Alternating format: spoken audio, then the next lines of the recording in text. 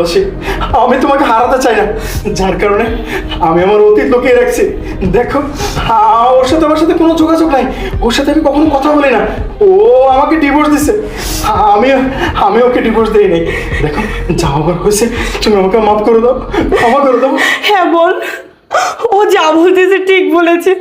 ও লোক হিসাবে খুব ভালো, খারাপ ছিলাম আমি, আর আমি ওকে ডিভোর্স দিয়েছি, ওর মনটা ভেঙে দিয়েছি। তুমি নেক্সট বারের মতো তুমি ওর মনটা ভেঙো না। ও তোমাকে খুব ভালোবাসে, তখন আমাকে এই কথাগুলি বলতেছিল। তুমি ওর সাথে থাকো, আর দেখো তোমাদের ভালোবাসার কত সুন্দর ফল হয়েছে।